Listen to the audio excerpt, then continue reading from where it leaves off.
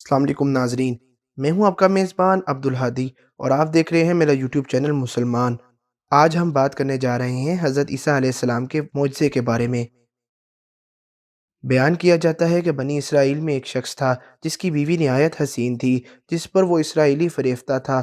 چنانچہ جب اس عورت کا انتقال ہو گیا تو اسرائیلی کو بڑا دکھ ہوا اور ایک مدت تک وہ اس عورت کی قبر پر بیٹھا روتا رہا۔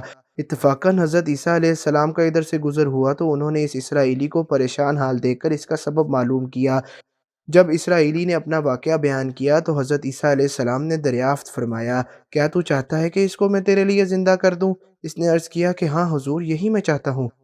چنانچہ جب حضرت عیسیٰ علیہ السلام نے اس قبر کے مردے کو آواز دی تو قبر سے ایک حبشی غلام، جس کے ناک کے نتنوں، آنکھوں اور جسم کے دوسرے سوراخوں سے آگ کی لپٹیں اٹھ رہی تھیں، حضرت عیسیٰ علیہ السلام کو دیکھتے ہی غلام نے کلمہ پڑھا، لا الہ الا اللہ عیسیٰ روح اللہ۔ اسرائیلی نے یہ دیکھ کر عرض کیا، حضور مجھ سے غلطی ہو گئی، میری بیوی کی قبر تو دوسری ہے۔ یہ سن کر حضرت عیسیٰ علیہ السلام نے حبشی کو حکم دیا کہ تم اپنی قبر میں واپس ہو جاؤ۔ چنانچہ وہ مردہ ہو کر گر گیا، اس کی قبر کو مٹی سے چھپا دیا گیا۔ حضرت عیسیٰ علیہ السلام نے اس دوسری قبر کی جانب توجہ فرمائی اور حکم دیا کہ اے صاحب قبر، اللہ کے حکم سے زندہ ہو جا۔ چنانچہ قبر پھٹی اور اس سے ایک عورت سر سے گرد جھاڑتی ہوئی باہر آ گئی، جس کو دیکھ کر اسرائیلی بولا کہ یا روح اللہ، یہی میری بیوی ہے۔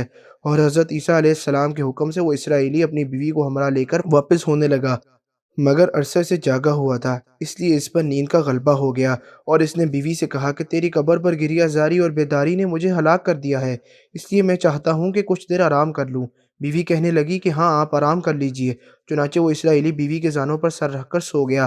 اتنے میں ایک گھوڑے پر سوار ایک شہزادے کا ادھر سے گزر ہوا جو اپنے زمانے کا یکتا حسین تھا، جس کو دیکھ کر شہزادی از خود فریفتہ ہو گئی۔ اس کا دل قابو میں نہ رہا، اس نے شوہر کا سر زانوں سے نیچے رکھا اور فرط محبت غلبہ عشق سے مجبور ہو کر شہزادے کے سامنے جا کھڑی ہوئی۔ ادھر جیسے ہی شہزادی کی نظر اس پر پڑی، وہ بھی اس کو دیکھ کر اس پر فریفتہ ہو گیا اور عورت کی خواہش پر اس کو اپنے گھوڑے پر بٹھا کر لے گیا۔ چنانچہ اس کے شوہر نے بیدار ہو کر جب اپنی بیوی کو نہ پایا تو نہایت پریشان ہوا اور اس کے ملنے کی تدبیر سوچنے لگا۔ سوچتے سوچتے آخر اس کے نشان قدم پر چل کر اپنی بیوی کو تلاش کر لیا، جو شہزادے کے پاس جا پہنچی تھی۔ اس کو دیکھ کر اسرائیلی نے شہزادے سے عرض کیا کہ یہ میری بیوی ہے، آپ اسے چھوڑ دیجئے۔ ابھی شہزادہ کچھ کہنے بھی نہ پایا تھا کہ اس عورت نے کہا، میں تیری بیوی نہیں بلکہ شہزادے کی لونڈی ہوں۔ یہ سن کر شہزادہ اسرائیلی سے کہنے لگا، کیا مجھ سے میری لونڈی کو لینا چاہتا ہے؟ اس نے کہا، خدا کی قسم یہ میری بیوی ہے، جس کو میرے سردار حضرت عیسیٰ علیہ السلام نے مرنے کے بعد میرے لیے زندہ کیا ہے۔ ابھی یہ گفتگو ہو رہی تھی کہ اتفاقاً حضرت عیسیٰ علیہ السلام بھی وہاں تشریف لے آئے، جن کو دیکھ کر اسرائیلی کہنے لگا، یا روح اللہ، کیا یہ وہ میری بیوی نہیں جس کو آپ نے میرے لیے زندہ کیا؟ حضرت عیسیٰ علیہ السلام نے فرمایا، ہاں یہ وہی ہے۔ یہ سن کر عورت کہنے لگی، یا روح اللہ، یہ شخص جھوٹا ہے، میں تو اس شہزادے کی لونڈی ہوں۔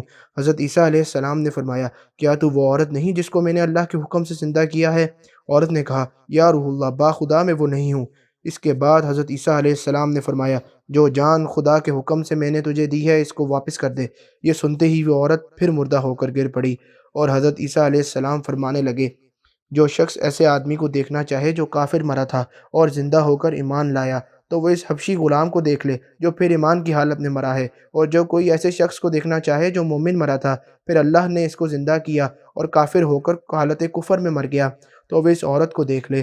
اس واقعے کو دیکھ کر اسرائیلی نے قسم کھائی، اب کبھی نکاح نہ کروں گا، اور میدانوں کی طرف نکل گیا، جہاں اللہ تعالیٰ کی عبادت میں مصروف رہ کر اسے موت آ گئی۔ اللہ تعالیٰ اس پر رحم فرمائے۔